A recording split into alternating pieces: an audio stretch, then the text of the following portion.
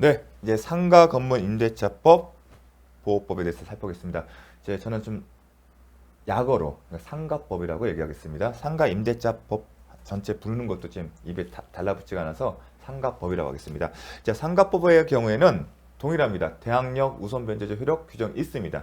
근데 주택 임대차 보호법의 경우와처럼 중요하지 않습니다. 비중은 낮고요. 오히려 다른 곳에 포인트가 있습니다. 어떤 포인트냐면 일단 상가 건물 임대차 보호법은 주택 임대차 보호법과 달리 적용 범위가 있습니다. 내용이 대통령령으로 정하는 보증금액을 초과하는 임대차에 대해서는 상가법이 적용되지 않는다는 게 원칙입니다. 다만 그래서 그럼 일정 금액 보증금액 초과할 때는 우리가 금액이 얼마인지를 기억해야 하고 또 하나는 뭐냐면 상가법에 따르면 보통 상가 임대차 계약의 경우에는 보증금 얼마, 월 차임 얼마라고 계산하고 있습니다. 그래서 차임이 있을 경우에는 월 단위 차임에 100을 곱한 금액을 보증금과 합산합니다. 예컨대 1억이다. 플러스 월 100만 원이다. 그러면 100만 원에다가 100을 곱하는 겁니다. 100을 곱하면 100만 원, 1000만 원, 그럼 1억이 되네요. 그러면 이 보증금은 2억이 되는 겁니다. 그러면 얼마냐? 대통령 정하는 보증금액. 서울은 9억 원. 수도권 가밀 웍쟁 권역 서울 제외하고 부산광역시 6억 9천만 원. 광역시에 따른 과밀 광역시 그다음에 세종특별자치시 등은 5억 4천만 원, 기타는 3억 7천만 원 이하로 되어 있습니다. 즉 서울을 기준으로 했을 때는 9억을 초과하는 경우에는 상가법이 적용되지 않는 겁니다. 그러면 금액을 어떻게 오냐? 저는 이렇게 봅니다. 9, 69, 54, 37 그리고 서울 그 다음에 항상 나오죠. 주택법에서도 주택임대차법에 나온 것처럼 과밀 웍재권역 한데 서울은 제외하고요. 특이한 게 부산광역시가 여기 들어가죠. 그리고 여기 5억 4천에는 광역시 그 다음에 광역시인데 수도권 정비계획에 따른 과밀 웍재권역에 포함된 지역과 군지역 부산광역시는 제외한다. 세종이 특이하게 들어갑니다. 광역시하고 세종 왜냐하면 세종특별시로 지칭이 되면서 보증금액이 나온 경우가 있기 때문에 그 다음에 기타 37 그런데 9, 6, 9, 5, 4, 37만 외워두시면 대부분은 여기를 초과하거나 이 밑에예요. 초과하는 경우에는 이 서울시를 기준으로 해서 10억 이런 식으로 표현합니다. 10억이 되도록. 그래서 최하가 기타가 3억 7천이고 서울이 9억이다. 그리고 6, 9, 5, 4면 이 경계선에 맞춰서 얘기를 하기 때문에 5, 4 세종시 광역시 6, 9 부산광역시 정도 과밀억제 권역 과밀억제는 경기도 인천권을 얘기를 하겠죠. 그래서 그 정도 가지고도 풀 수가 있습니다. 자, 상가 임대차 사례는 무조건 보증금을 확인하셔고요. 보증금 플러스 월차임. 예컨대 보증금이 6억 원에 월차임 100만 원이면 100을 곱하기 때문에 7억이 되는 거. 이 정도는 이미 이제 아실 거라고 생각합니다. 그렇다면 출제 포인트는 뭐냐면 보증금액을 초과하는 임대차에 대해서도 적용되는 조항이 있고 보증금이 원칙적으로 보증금을 일정 금액을 초과한다. 서울을 예를 들면 10억이면 경우에는 상가 건물 임대차법이 적용이 되지 않습니다. 다만 예외적으로 이러한 경우에도 적용되는 조항이 있습니다. 그러면 구분이 되겠죠. 상가 건물 임대차법에서 보증금액 상관없이 초과하는 경우도 적용된다는 얘기는 보증금액 상관없이 적용된다는 거고 그 다음에 일정 금액을 초과하는 경우 적용되지 않는 조항이 있는 겁니다. 그리고 시험 출제법에는 거기에 있습니다. 그러니까 그 부분을 반드시 하셔야 합니다. 보증금액 초과하는 임대차에 대해서 적용되는 조항은 임차인을 보호해 서 반드시 필요한 거겠죠. 대표적인 게 뭐다? 대항력. 기억하십니다. 대항력. 한번 볼까요? 대항력. 그 다음에 갱신 요구권. 중요하죠. 임차인한테는요. 다음. 갱신 요구권이 나왔으면 권리금에 관련된 조항. 임차인 보호 규정에서 특히 중요하고요. 다음 보게 되면 차임 연체와 해지. 임차인의 차임 연체액이 3기의 차임액에 달하는 데는 임대인은 계약을 해줬다. 따라서 강행 규정이기 때문에 임차인의 불리한 약정은 효력이 없습니다. 이 규정들은 대표적인 겁니다. 그러면 보호되지 않는 경우들이 이제 또 나올 겁니다. 근데 이 말씀을 드리면 우리가 혼동하기면 대항력 같은 경우는 임차인에게 유리한 조항이기 때문에 당연히 필요하다고 생각합니다. 근데 비교할 게 뭐냐면 우선 변제와 관련된 조항. 우선 변제와 관련된 조항은 보증금을 초과하는 경우는 적용되지 않습니다. 그걸 하나 기억해 주십시오. 그런데 우선 변제와 와서 연결된 게 뭐냐면 우선 변제는 확정일자 부여. 여러분 우선 변제 요건은 확정일자 관련되죠. 우선 변제가 적용이 되지 않기 때문에 확정일자도 적용이 안 돼요. 확정일자 부여 관련돼요. 또 하나 우선 변제와 관련된 게 뭐냐면 임차권 등기 명령 특이가. 제가 어렸을 때 담보물권을 생각하시죠. 우선 변제와 관련된 임차권 등기도 초과되는 경우에는 적용되지 않습니다. 대표적인 게. 그 다음에 묵시적 갱신. 묵시적 갱신. 이 대표적인 것들, 기타도 있는데, 이 대표적인 것들은 기억하셔야 합니다. 초과하는 경우에 적용되는 것은 대항력, 계약갱신 요구권, 권리금의 개장주였고, 차임연차 회지. 요 정도를 기본적으로 깔고 가셔야 합니다. 대항력. 대항력 의미는 똑같습니다. 다만, 주택임대차 보호법의 경우는 이사랑 주민등록, 전입신고였겠죠? 그러면 상가의 경우에는 주민등록이 아니라 뭐다? 사업자 등록 신청이다. 그리고 다음 날부터 제3자의 효력이 있다. 그 효력의 의미는 양수인이 임대인의 지위를 당연 승계한다. 자, 임차인 갑이 2개월의 차임을 연체하던 중 매매로 건물의 소유가 병으로 바뀌었어요.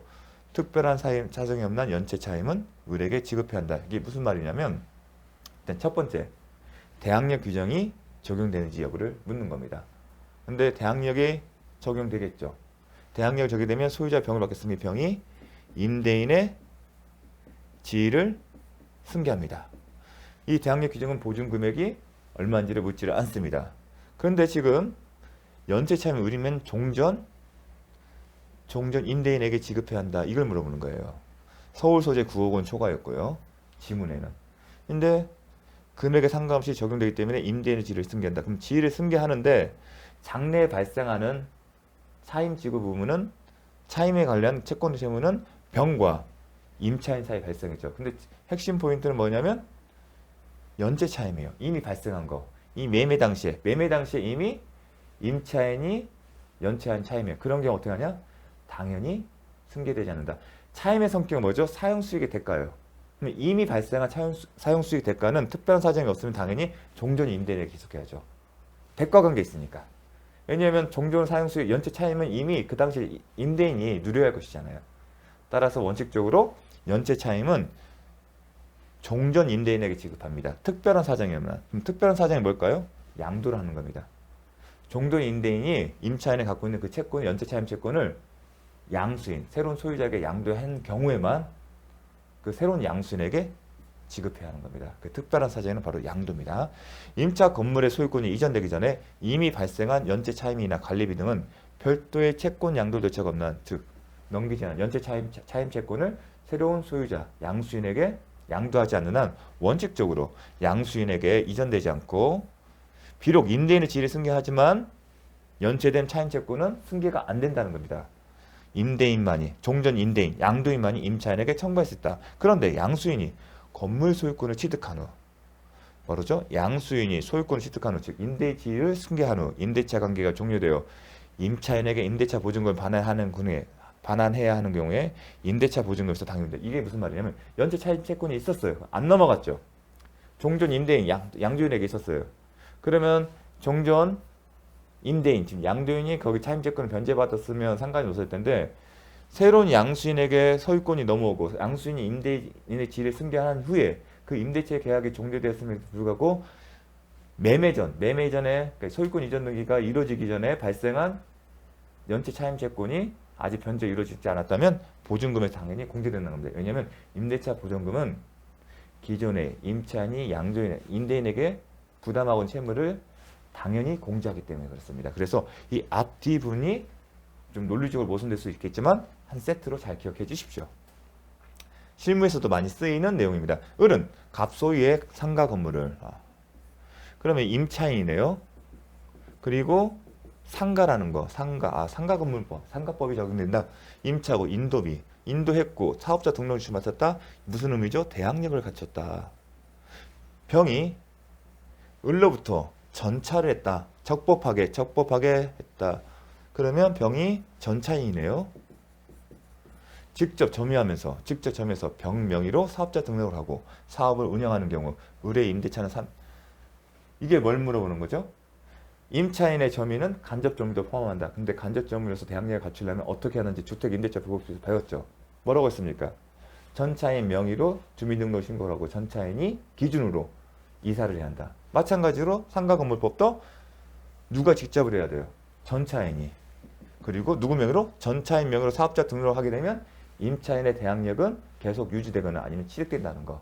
같은 맥락의 문제입니다. 그래서 누구 명의로 했습니까? 전차인 명의로. 그 다음에 적법하게 전대체 계약이 이루어져야겠죠. 그 전제는 당연히 깔았고요. 누가 점유하고 있습니까? 전차인이. 누구 명의로 했습니까? 전차인 명의로 사업자 등록을 했기 때문에 전차인은 대항력을 취득했죠. 따라서 전차인이 대항력을 취득한 동시에 을도 효력이 있다는 거. 자, 주택임대차법에서 배웠습니다. 임차인이 상가건물 임대차 보호법상의 대항력 및 우선 면제권을 유지하기 위해서는 건물을 직접 점유하면서 사업을 운영하는 전차인이 그 명의로 사업자 등록을 한다. 누가요? 전차인 명의로 사업자 등록하고 전차인이 직접 운영을 한다. 인도받아서 점유하고 있어야 한다. 자, 중요합니다. 임차인의 계약갱신 요구권. 임대인은 임차인이 임대차 기간이 만료된 6개월 전부터 언제까지? 1개월 전까지. 주택임대차보호법은 2개월 전까지였죠. 계약갱신을 요구할 경우 정당한 사유 없이 거절하지 못한다.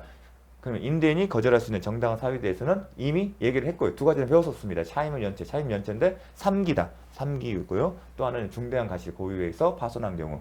기타의 경우인데 기타의 경우는 임차인이 자신의 채무를 제대로 이행하지 않아서 보호할 가치가 없는 경우입니다. 정당한 거절 사유란 임차인이 3기 차임액에 해당하는 금액이 이르도 차임을 연체한 사실이 있는 경우, 이 의미에 대해서는 3기 차임액에 해당하는 금액이 이르도 차임을 연체한 사실이 있는 경우는 반드시 임차인에게 계약갱신 요구권을 행사할 당시에 3기분에 이르는 차임이 연체되어 있어야 하는 것은 아니다. 즉 3개월 상당, 3기분 상당의 차임이 밀려서 아직 주지 못한 경우만 의미한 게 아니라 그런 경우뿐만 아니라 과거에 그러한 사실이 3기분의 차임에 대해서 이르는 차임에 대해서 연체한 사실이 있었던 경우, 과거 연체 사실이 있었던 경우도 포함된다는 겁니다. 임차인이 임차한 건물의 전부 또는 일부를 고의나 과실인데 여기서 기억할 것은 주택임대차보호법에서 배웠었죠? 중대한 과실로 파산한 경우에만 그렇습니다. 자, 보증금액이 초과. 예컨대 서울이 9억인데 9억을 초과한 경우, 즉 보증금액이 초과되는 경우입니다.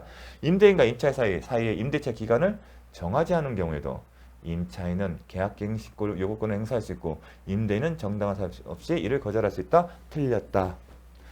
별표. 최근에 이제 대법원 판례 내용이고요. 아직까지는 시험에 기출되지 않습니다. 자, 먼저 풀어보겠습니다. 서울이 9억 원 초과가 됐으면 항상 보증금액을 살펴보시고 보증금액이 초과되면 적용되는 조항이 있고 적용되지 않는 조항이 있다는 것을 생각을 하셨습니다. 먼저 임대인과 임차인 사이에 임대차 기간을 정하지 않은 경우, 그럼 관련된 조항을 아직 보지 않았지만 우리가 주택임대차법에서 봤죠. 기간이 정하지 않았거나 기간이 2년 미만인 경우는 몇 년 본다? 2년을 본다. 다만 임차인은 짧은 기간을 유효한 기간으로 볼 수 있다. 기억나십니까? 마찬가지입니다. 상가건물 임대차법에도 임대차 기간을 정하지 않은 경우 그 기간을 1년으로 보고 있습니다. 그런데 중요한 것은 이 규정이 일정 금액을 보증금액 일정 금액 초과하기는 적용되지 않는다는 겁니다. 그렇다게 되면 상가 건물 보증금액이 9억을 초과해서 상가 건물 임대차법에 조항이 적용되지 않는 케이스예요. 그러면 임대차 기간을 정하지 않은 경우는 어떻게 되게 된다? 상가 건물 임대차법이 적용되지 않기 때문에 민법으로 가는 거예요. 예, 그래서 민법상 임대차 계약에 따르면 기간을 정하지 않은 경우에는 당사자는 언제든지 해지할 수 있다는 규정만 있을 뿐이지 상가 건물 임대차는 주택 임대차법처럼 몇 년 본다는 규정이 없습니다. 즉 언제든지 당사자는 해지할 수 있고 그 효력은 임대인, 임차인이 하는 경우 다르죠. 부동산의 경우는 6월, 1월, 임대인이 해지할 때는 6월 경과에만이, 임차인의 경우는 1월 경과에만이. 그렇다면 이게서 원칙이 저기 때문에 기간이 정해졌으면 계속 기간이 정해지지 않은 거죠. 그런데 문제점은 뭐냐면 임차인은 계약갱신 요구를 행사할 때 계약갱신 요구는 기간이 정해진 임대차 계약이 만료가 되었음을 존재를 합니다. 그 점을 강조한 이유는 기간이 정하지 않은 경우는 계약갱신 요구권이 관련 조항이 적용되지 않는다는 겁니다. 정리하게 되면 상가 건물 임대차법에서 기간을 정하지 않은 임대차는 그 기간을 1년으로 간주하지만 1년이 있으면 기간이 정해진 거고 그 기간이 끝나기 전 6개월부터 1개월 전 사이에 계약갱신 요구권 행사를 할 수가 있는데 대통령령으로 정하는 보증금액 초과하는 임대차는 이 규정이 적용되지 않는다.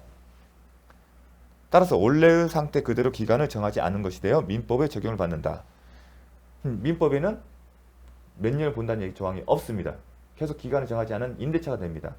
다만 당사자가 언제든지 해지할 수 있을 뿐입니다. 이에 임대차 기간이 정해져 있음을 전제로 뭐라고요?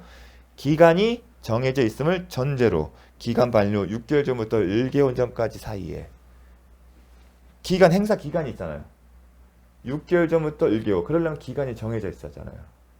근데 기간이 정해져 없으면 이런 조건에 충분 조건이 생길 수가 없죠. 이런 조건이 행사하도록 규정된 임차인의 계약갱신 요구권은 발생할 여지가 없다. 좀 특이합니다. 요 내용은 정말 잘 기억하십시오. 꼭 나올 겁니다. 올해가 아니면 꼭 내년이라도 꼭 나옵니다. 임차인의 계약갱신 요구는 최초 임대차 기간을 포함한 전체 임대차 기간이 10년이다. 7년이 아니라 몇 년이요? 10년이에요. 초과하지 아니한 범위 내에서 행사할 수 있다. 권리금 관련 조항. 권리금 관련 조항도 고정금액을 초과하는 경우도 적용되는 조항입니다. 임대인은 임대차 기간이 끝나기 6개월 전부터 언제까지? 임대차 종료 시까지. 계약갱신 요구는 1개월 전까지만 권리금 관련 조항은 임대차 종료 시까지. 각 호의 어느 하나에 해당하는 행위를 함으로써 권리금 계약에 따라 임차인이 주선한 신규 임차인이 되려는 자로부터 권리금 지급받는 것을 방해해서는 안 된다. 즉 권리금 지급받는 것을 정당한 이유 없이 방해하지 말라는 겁니다. 근데 구조가 어떻게 되죠? 권리금은 임차인이 새로운 임차인으로부터 받는 겁니다. 근데 새로운 임차인은 어떤 것이 전제돼야만이 종전 임차인에게 권리금 주겠죠? 바로 자신과 새로운 신규 임차인과 임대인 사이에 임대차 계약이 체결된 것을 전제로 하는 겁니다. 따라서 임대인의 협조가 반드시 필요하기 때문에, 즉 임대차 계약의 체결이 반드시 필요하기 때문에 새로운 임대차 계약이 필요하기 때문에 방해하지 말라. 만약 방해하게 되면 거기에 대해서 손해배상 청구를 할 수가 있다는 거. 그게 권리금 관련 조항의 핵심입니다. 그렇다면 먼저 권리금 관련 조항에서 그 요건과 관련해서 권리금 회수 방해를 인정하기 위하여 반드시 임차인과 신규 임차인 되는 사이에 권리금 계약에 미리 체결되어 있는 것은 아니다. 그러니까 권리금 관련 조항이니까 권리금 종전 임차인이 신규 임차인으로부터 권리금 회수하는 것을 정당한 사유 없이 방해하는 거니까 반드시 권리금 관련 계획을 체결해야 하는 것이냐? 그럴 필요는 없다는 겁니다. 반드시 사전에 체결될 필요는 없고 임대인과 만나서 임대를 먼저 받고 사후에 체결도 된다는 겁니다. 즉 권리금 관련 계약이 반드시 사전에 체결될 필요가 없다는 게 핵심입니다. 권리금 계약은 다 있어야겠죠. 그래야 권리금 회수기의 방해라는 게 존재할 수 있기 때문에. 그래서 여기서 위험한 것은 사전에 반드시 미리 체결될 필요는 없다는 겁니다. 그게 포인트입니다. 임대인이 정당한 사유 없이 임차인이 신규 임차인이 되는 자를 주선하더라도 그와 임대차 계약을 체결하지 않겠다는 의사를 확정적으로 표시해요. 무슨 말이냐면 임대인이 미리 선포라는 거예요. 나는 내가 쓸 거기 때문에 신규 임차인 되는 자도 계약 체결을 하지 않겠다를 어떻게 해요? 확정적으로 표시하게 되면 임차인이 실제로 신규 임차인을 주선하거나 않더라도 임대인에게 권리금 회수 방해로 인한 손해배상 청구를 했다. 이 얘기가 뭐냐면 신규 임차인을 주선해야만이 권리금 회수기에 방해가 생기는 건데 이 경우는 어떤 상황이다? 네가 어떤 사람을 데리고 와도 나는 안 할 거야. 근데 굳이 그런 상황에서도 확정적으로 의사를 표시한 경우 문서로 만들었겠죠. 문서로 그렇게 피력한 경우에는 굳이 불필요한 행동을 요구할 필요 없다는 겁니다. 그런 취지인 겁니다. 자, 사후 정당한 사유 없이 임대인이 임차인이 이런 경우에는 뭐다? 어떤 경우냐? 확정적으로 표시한 경우는 정당한 사유 없이 임대인이 임차인 주선한 신규 임차 되는 자와 임대차 계약 체결을 거절하는 행위에 해당된다고 해석하는 겁니다. 비록 실제로 주선하지 않았다 하더라도 그게 포인트입니다. 상가 임대차보호법 10조 2항에 따라 최초의 임대차 기간을 포함한 전체 임대차 기간이 5년을 초과하여 임차인이 계약갱신 요구를 행사할 수 없는 경우에도 임대인은 같은 법 10조 4 제1항에 따른 권리금 회수기의 보호 의무를 부담한다고 한다. 자, 지금은 10년이지만 과거에는 5년이었어요. 쟁점은 뭐냐면 5년을 채워줬어요. 그 경우에는 권리금 회수기에 대한 보호 의무 부담하지 않는다. 방해하더라도 손해배상 책임이 없다는 거다. 왜냐하면 5년 동안 보였으면 그 기간 동안 권리금에 해당하는 금액을 회수했다고 봐야지 않겠냐. 그게 쟁점이었어요.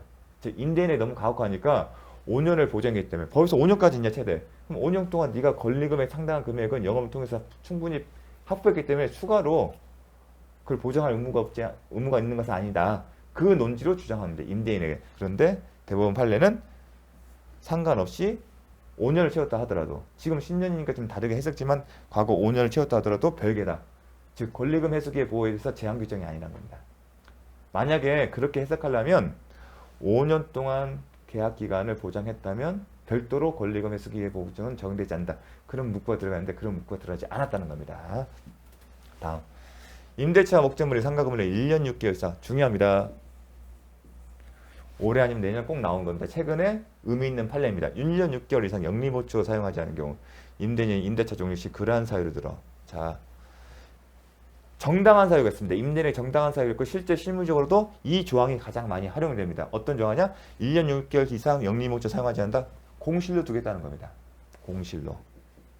그러면 임대인이 이 사유를 가지고 거절을 하려면 정당한 사유가 되려면 첫 번째, 임차인이 계약갱신을 요구할 때 나는 이 사유를 가지고 거절합니다고 반드시 해야 한다는 겁니다. 그러한 사유를 들어서 거절하고 실제로도 이 사유, 즉 1년 6개월 동안 사용하지 않아야만이 정당한 사유가 해당됩니다. 의미는 뭐냐면 처음에는 이런 사유를 들지 않았어요. 다른 사유. 자력이 없으므로. 보게 되면 정당한 사유에 신규 임차인에게 자력이 없음을 이유로 거절할 수 있다. 처음에는 뭘로 거절했다? 자력이 없음을 이유로. 그런데 나중에는 1년 6개월로 뒤늦게서야 그거는 정당한 사유가 된다. 그 얘기입니다. 임대인이 신규 임차인의 자력이 없음을 이유로 거절한 후에 사후적으로 1년 6개월 동안 상가 건물을 영리 목적으로 사용하지 않았다면 임대차 목적물이 상가 건물을 1년 6개월 이상 영리 목적으로 사용하지 않은 이상 정당한 사유 인정된다? 아니다. 1년 6개월 이상 이 이유로 정당한 사유를 인정받기 위해서는 처음부터 그 사유로 거절을 해야 한다는 겁니다. 다른 사유로 거절하고 나중에 사후적으로 요 사유를 들어서는 안 된다는 겁니다. 자, 의미 있는 판례입니다. 자, 요 내용은 뭐냐면, 자, 종전 소유자가 이 사유 1년 6개월 이상 공실을 두겠다고 하고 거절했어요. 그런데 1년 6개월이 도과되기 전에 지금 6개월, 1년이 남은 시점에서 넘겼어요. 상가 건물을 매도를 했어요. 근데 매도 조건이 뭐였냐면 매수하는데 내가 이런 문제가 있어갖고 1년 6개월 이상 공실을 둔다는 조건으로 거절했어. 그러니까 너도 나머지 기간 동안 내가 지금 6개월 동안 공실도 너도 1년 동안 공실로 둬. 그리고 실제로도 새로운 매수인이 1년 동안 공실이 됐어요. 따라서 종전 소유자가 공실로 둔 기간과 새로운 소유자가 공실로 둔 기간이 합쳐서 몇 년 됐다? 1년 6개월 이상 됐어요. 그 경우에는 정당한 사유가 된다는 겁니다. 자, 읽어보겠습니다.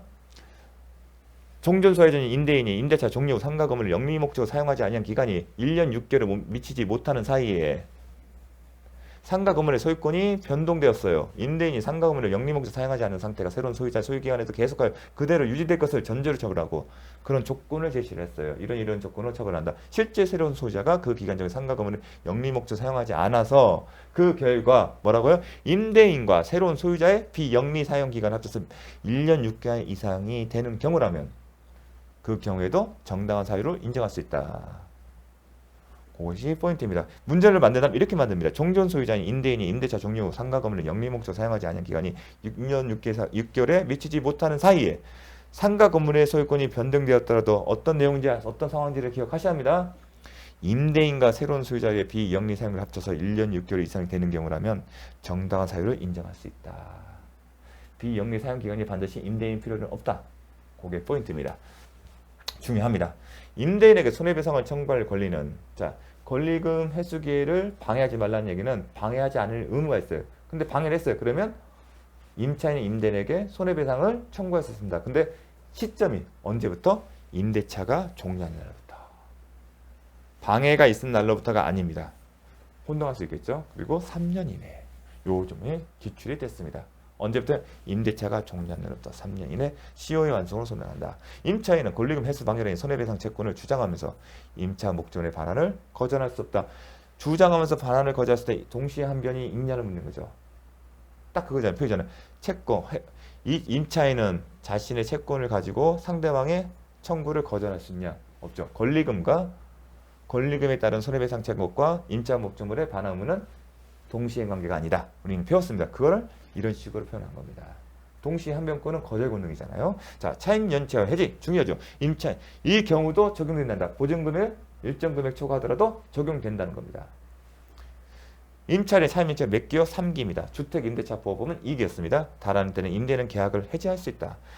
전차인의 차임 연체액이 누구요? 전차인의 차임 연체액이 2기의 차임액에 달하는 경우 전대인은 전대차 계약을 해지할 수 있다. 아니다. 이 조항에 OX를 맞추기 위해서는 뭐가 되냐면 전대차 계약의 경우에도 차임 연체와 해지 규정이 강행 규정이 적용되냐가 핵심입니다. 근데 전대차 계약의 경우는 차임 연체 해지 규정이 적용되고 이 규정은 강행 규정이에요. 따라서 2기의 차임이 불리하기 때문에 원칙이 들겠죠. 3기야만이 해지할 수 있습니다. 그걸 묻는 겁니다. 2기의 차임의 경우는 당연히 못하죠. 강행 규정이 적용되기 때문에. 자, 전대차 계약의 경우도 위 강행 규정, 지금 차임 연체와 해지 규정이 적용됩니다. 근데 기억하실 게 뭐냐면 반면에 권리금 회수 관련 규정은 적용되지 않습니다. 아직 시험은 출제된 바 없지만 실무적으로도 활용할 수 있는 그렇게 중요한 조항입니다. 전대차 경우는 악용돼 소지됐고요. 보증금액 초과하는 임대차 경우에 적용되지 않는 조항. 자, 잘 기억하십니다. 일단은 우선 변제조 효력. 딱 선뜻 이해 안 되시죠? 대항력이 인정되는데 그럴 때 우선 변제조 효력이 인정이 안 되기 때문에 전세권을 설정하는 거예요. 상가 같은 경우는 그래서 전세권을 설정합니다. 주택과 달리. 자, 기억하시라고 설명을 드렸습니다. 우선 변제조 효력, 그 다음에 우선 변제력 그 요건이 왜 확정일자죠? 확정일자 관련 조항도 적용이 안 됩니다. 그 다음에 우선 변제 관련해서 임대차 임차권 등기도 제가 그렇지 않습니까? 임대차 보증금을 반환받지 못했을 때 담보하기 연복제다. 우선 변제와 관련된 거기 때문에. 그래서 그 세트가 하나가 딱 기억하시면 됩니다. 보증금이 10억이다. 10억이라는 얘기는 서울 그 지역 불문이죠. 왜냐면 969, 54, 37 9억을 초과했네. 무조건 보증금을 초과하는 경우. 따라서 이 조항은 적용되지 않는다. 그걸 묻는 겁니다. X건물이 경매로 매각된 경우 가압은 특별한 사정이 없는 한 보증금에 대해 일반 채권자보다 우선 변제받았다? 아니다. 보증금도 일반 채권보다 우선해서 우선 변제 그 개념이죠. 후순위 권리잖아. 일반 채권자. 그런데 우선 변제 효력이 발생 않죠. 조항이. 우선 변제 효력 받으려면 어떻게 해야 돼요? 별도로 담보물권을 취득해야겠죠. 그래서 전세권을 설정하는 겁니다. 자, 확정일자 부여되는 규정이 제4조 규정에도 적용이 되지 않습니다. 상가 임대차 법령이 정하는 보증금액 초과하는 임차인은 확정 부여를 신청할 수 있다 없다? 없다. 예, 확정일자도 할 것 같은데 우선 변제 효력에 인정되지 않기 때문에 우선 변제 효력의 인정 요건이 확정일자도 적용되지 않는다. 그렇게 기억을 하십시오. 그러면 확정일자 부여 및 임대차 정보 제공에서 4조가 있습니다. 근데 내용이 법조문에서 기출이 이루어졌기 때문에 한번 살펴보겠습니다. 확정일자는 상가 건물의 항상 소재지입니다. 우리가 기억할 것은 건물의 부동산의 소재지 관할. 확정일자는 누가 한다? 세무서장이 한다. 그렇죠. 사업자 등록 누구한테 세무서한테 하기 때문에 상가 건물에 이제 정보 제공이에요. 3번, 4번은 정보 제공이에요. 어떤 정보일까요? 이런 내용이에요. 차임이 보증금. 중요한 사항이지 않습니까? 상가 건물 임대차에서 차임이 얼마인지, 보증금 얼마인지. 그 정보를 요청하는 겁니다. 근데 이제 주체가 달라요. 사망은 누구예요? 이해관계가 있는 자. 사항은 계약을 체결하는 자.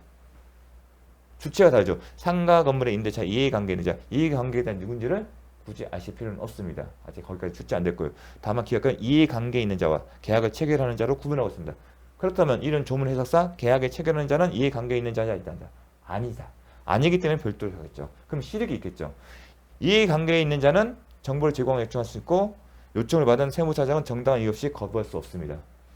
그런데 계약 체결한 자는 똑같은데 하나 추가했습니다. 뭐요? 임대인의 동의를 받아. 그게 포인트입니다. 동의 없이도 하면 틀린 겁니다. 계약을 체결하는 자는 아직 이해관계가 아니죠. 계약세 도장도 안 찍었기 때문에 여기에 해당되지 않는 거고 이해관계 있는 자는 당연히 이해관계가 있기 때문에 임대인의 동의 없이도 청구할 수 있지만 계약 체결하는 자는 아직 이해관계가 아니기 때문에 임대인의 동의를 얻어서 하도록 돼 있습니다. 요 부분 때문에 시험에 출제가 되는 겁니다. 다음 임차권 등기 명예시장 언제 하는지 기억했죠? 자, 그런데 보증금이 10억이다. 그러면 적용이 안 된다. 임대차 정려 보증금이 반환되지 않은 거예요. 갑은 X 건물의 소재지. 항상 임차권 등기는 건물의 소재지 관할 법원이에요. 근데 신청할 수 있다 없다? 없다. 맞는 질문이죠. 제가 잘못 썼습니다. 맞습니다. 동그라미에요. 신청할 수 없습니다. 자, 임차권 등기 명칭은 보증금 초과하는 건 적용되지 않기 때문에 등기할 수 없다가 맞는 질문입니다. 임대차 기간을 정하지 않거나 기간을 1년 미만으로 정한 임대차는 그 기간을 뭘로 본다? 1년으로 본다. 이 조항 적용된다 안 된다? 적용 안 된다. 이미 봤습니다. 그래서 연결해서 뭘 생각한다? 보증금의 일정 금액을 초과하는 경우에는 구조 조항이 적용된다. 기간을 정하지 않은 경우에 1년 미만으로 본다는 1년을 본다는 조항이 적용되지 않아. 그래서 실익이보다 갱신 청구권 행사를 못한다. 기억하셔야 합니다. 다만 임차인은 1년 미만으로 정한 기간은 유함을 주장할 수 있다. 아까 주택임대차법에서 의미를 살펴봤습니다. 자, 다음 보증금이 10억이다. 아, 보증금이 10억이기 때문에 상가 건물 임대차법에 적용되는 조항이 있고 적용되지 않는 조항이 있다. 그걸 딱 인지를 해야 합니다. 상가 임대차 기간을 6개월로 정한 경우, 을은 임대인은 그 기간 유함을 주장할 수 있다. 그러려면 종전조항 구조 1항의 조항이 적용되는지 봐야겠죠. 그 관련 조항이 뭐죠? 기간이 정함이 없거나 기간을 1년 미만 정하는 1년을 본다. 근데 그 조항이 적용되지 않죠. 그러면 6개월은 그냥 그대로 유효한 거예요. 따라서 임차인뿐만 아니라 임대인도 정할 수가 있는 거예요. 그런데 기존에는 뭐였죠? 기존에 같은 경우는 이 조항이 적용되면 임차인만 1년 미만 정한 기간 유형을 주장할 수 있는 거죠. 이 조항이 적용되지 않으니까 원칙대로 가는 거예요. 그럼 6개월 적용했으면 6개월 계약대로 임대인도 주장할 수 있는 겁니다. 그 차이점이 있는 겁니다. 중요합니다. 자, 보증금 3억, 월 차임 440만 원. 그러면 곱을 100을 해야겠죠. 400, 4천. 그러면 3억 4천만 원이 됩니다. 근데 9, 6, 9, 5, 4, 3, 7. 그러면 기타의 경우에는 3억 7천보다 밑에 있기 때문에 모든 조항이 적용되겠죠. 그걸 먼저 감을 잡으시네. 임대 기간에 별도의 약정이 없는 경우 그 기간은 1년을 한다. 별도 기간을 정하지 않은 경우 구조 1항이 적용되냐 안 되냐를 묻는 거죠. 기간이 정함이 없거나 기간이 1년 미만인 경우는 몇 년 본다? 1년을 본다. 그 조항이 적용되기 때문에 그 기간은 1년 한다. 맞는지입니다. 상가 임대차 법령에 따른 보증금액 초과는 임대차 계약을 체결하면서 그 기간을 정하지 않은 경우 이 임대차 기간은 1년을 본다. 임차인이 1년 계약 기간 만료 6개월 전부터 1개월 전까지 사이에 갱신 요구권을 초과라는 거죠. 초과를 하게 되면 구조 1항이 적용되지 않기 때문에 1년을 본다는 게 적용이 안 되겠죠. 계속 기간을 정하지 않는 게 경우가 되겠습니다. 여기서부터 틀린 겁니다. 그럼 묻는 이유는 이것 때문이죠. 임차인이 1년 계약 기간 만료 6개월 전부터 1개월 전까지 사이에 갱신 요구를 행사할 경우 임대인은 정당사로 시일을 거절하지 못한다. 자, 이 경우에 보증금을 초과했기 때문에 구조 1항이 적용되지 않는 거고 그 결과 기간을 정하지 않은 계약에 불과하다. 따라서 기간이 있음을 전제로 한 계약갱신 요구권 조항은 적용되지 않는다. 따라서 임차인은 계약갱신 요구권을 행사할 수 없다. 자, 다시 한번 반복하겠습니다. 묵시적 갱신, 임대인이 임대차 기간이 만료되기 6개월 전부터 1개월 전까지 사이에 임차인에게 갱신 거절 소지 아니면 조건변경 통지를 아니한 경우는 그 기간이 만료될 때 전 임대차와 동일한 조건을 본다. 다만 이 경우에 존속기간 몇로 본다? 1년으로 본다. 자, 주택임대차법은 6개월부터 2개월 전까지 사였고요. 그 다음에 2년으로 가죠. 다만 또 주택임대차법에서는 제한이 있었죠. 뭐다? 이기 상당의 차임 연체거나 현저히 임차인 의무를 위반한 경우에는 묵시적 갱신의 조항이 적용되지 않는다. 제한이 있었습니다. 하지만 상가건물 임대차법에는 그런 조항이 없습니다.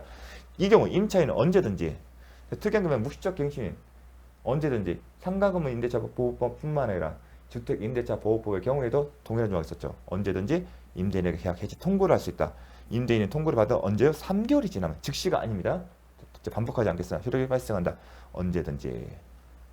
묵시적 갱신은 임차인의 갱신 요구권에 관하여 전체 임대차 기간을 10년으로 제한하는. 자, 계약 갱신 요구는 언제까지? 최초 임대차 기간을 포함해서 10년까지 할 수 있는데 묵시적 갱신에도 10년이 적용되냐? 그런 규정이 적용되지 않는다. 적용된다는 규정이 없기 때문에. 묵시적 갱신에 관련해서 10년의 제한을 두는 규정이 적용되지 않기 때문에 그 결과 묵시적 갱신은 10년의 기간 제한을 받지 않게 된다. 즉 묵시적 갱신을 통해서 20년, 30년도 갈 수 있다는 얘기입니다. 상가 건물 임대차 보호서 법정 갱신의 경우 최초 임대차 계약을 포함한 전체 임대차 기간이 10년을 초과할 수는 없다. 법정 갱신 잘못된 거죠. 초과할 수 있다. 이렇게 쓰면 그냥 이걸 지금 제가 포인트를 강조했기 때문에 이 지문이 맞을 것처럼 딱 들릴 거예요. 10년 초과는 언제 나온다? 계약 이업갱신 요구를 행사하더라도 10년을 초과할 수 없다. 법정갱신이 아니냐에 따라서 달라집니다. 자, 다음 상가건물 임대차 법이 적용된 상가건물 임대차의 상가 의미 및 상가건물 여부 판단 기준. 자, 일단은 좀 이게 직접적으로 출제되는 안 했는데요. 지문상에 창고 건물 민법상 임대차 계약을 할 때 그 지문상 창고 건물 나왔었습니다. 창고 건물을 쓴 이유는 이게 상가가 아니다. 상가가 아니기 때문에 주택도 아니다. 따라서 민법상 조문이 적용된다는 걸 암시하는 거였죠. 그래서 제가 그때 그럼 상가는 그 창고는 상가 건물 임대차법에 해당되는 상가가 아니다. 원칙적으로 아니다고 했었죠. 예외가 있다는 거죠. 그 판단 기준을 설치한 판례입니다. 자, 보겠습니다. 상가 건물 임대차법이 적용되는 상가 건물 임대차는 사업자 등록이 대상이 되는 건물로서 임대차 목적물의 건물을 포인트죠. 영리를 목적으로, 영업용으로, 영리 목적, 영업용으로 사용하는 임대차를 가리킨다. 상가 건물에 해당하는 공부상 표시가 아닌, 즉 모든 것, 어서 상가, 주택이든 공부상 표시만으로 판단하지 않고 실질적으로 판단하는 겁니다. 지금까지 우리가 공부하는 것을 실질적으로 판단하지 형식적으로 판단하는 경우는 없었습니다.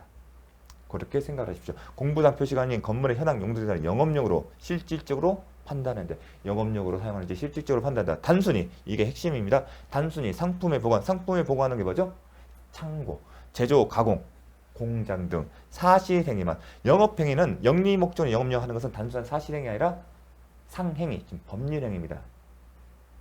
법률행위입니다. 그걸 의미합니다. 단순히 사실행위가 아니라, 사실행위가 아니라 단순히 사실행위만이 이루어지는 공장, 창고 등은 영업용으로 사용하는 경우라 할 수 없으나, 단순히 그곳에서, 이곳에서 그러한 사실행위와 and 더불어 영리를 목적으로 하는 활동이 함께 이루어진다면 상가 건물 임대차법상에 적용되는 상가업입니다. 즉 창고라고 하지만 그 창고 옆에서 직원도 두고 그 직원이 전화 받아가면서 주문도 받고 거기에서 배송도 하고 영리 활동을 하게 되면 창고 겸 영리장 영리를 하는 영업 활동하는 장소이기 때문에 상가에 해당되는 겁니다. 그래서 단순히 보관, 단순히 제조, 단순히 가공하는 공장, 창고는 상가가 아니지만 and 더불어 영업 활동을 하게 되면 그 경우에는 상가에 해당된다. 그 의미입니다. 단순히 상품의 보관, 제조, 가공 등 사실행위만이 이루어지는 공장, 창고는 상가 임대차법이 적용되는 상가 건물에 해당되지 않는다. 아직 출제된 바는 없습니다. 맞는 질문이죠? 제가 왜 그렇게 또 실수를 했네요. 상가 건물에 해당되지 않는다. 맞는 질문입니다. 단순히 사실행위만 있기 때문에 공장, 창고는 상가 임대차법이 적용되는 상가 건물에 해당되지 않는다. 자, 의도적으로 제가 틀린 건 아닙니다. 제가 이렇게 다시 작업하면서 실수를 한 겁니다. 자, 이렇게 해서 상가 임대차보호법 살펴봤습니다.